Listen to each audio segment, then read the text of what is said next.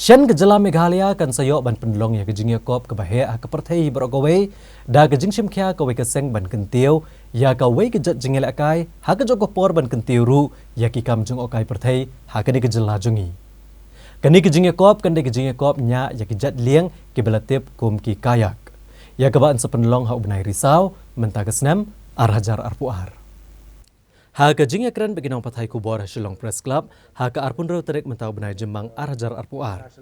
ki dikhot jong ke seng ke belatip kum ke Ri Bhoi Sports and Tourism Cooperative Society ha po ke jingalam jong President Ian Vincent bat ki we di ki dikhot jong ke seng rengkat udukhot jong ke kunhun Good Wave Adventures Bangalore u Manik Taneja Kelithu bai ke jing iakob ke bantep kum ka Megha Kayak Fest arhajar arpuar ke banlong haki sausni kata naduk ke khatlai terek haduk ke khatnreu terek Risaw menta ke senam arhajar arpuar bad egeni ke jing iakob nya Lieng Kayak on pynlong hakawa Umtrew ke badan Ri Bhoi bad egeni ke jing iakob la kershan ru de ketenat jengok kai perthai jong ke jela bad ke Shillong White Water Village Umtham la khmi lenti baki nong nya Lieng ki banwani shim benta kin omdunai ka praphongot bakan thop ru ki kenthai na keleng ka prathai bad igini ki nong nya Lieng la tip ru kum ki White Water Kayakers bad ka jela kin don kum ba arphongot bakan thop ya arngot ki kenthai bad ki wei de ki bakhambon ki nong shim benta kin dei negeri India bat Nepal la yathu bai ki jing iakob on kamplet jingmot ban pynlong tang ye jat jing iakob ki bali itho a kelumpong Olympics ki ban kenthop ki jing iakob belatip kum ka giant slalom extreme watercross bat ka time trial race bat nagabenta ki kusnam shkinong job lamang khatsan lak tangka nagabenta ki nong iakob ha ka ba kenthop ru da ki kusnam da ki tiar ke be dia dai bat ke ne ke jingel akai kayaking ki nong nya Lieng Kayak ki bakwa bane shim benta ke ne ke jing iakob ki la ru banwat jingtip shu da ka batho shaka email shilavincent.india@gmail.com bat manik@goodwave.in. The aim of this festival is to promote adventure tourism and help establish Meghalaya as one of the major water sports destinations in the world, not just in India but in the world.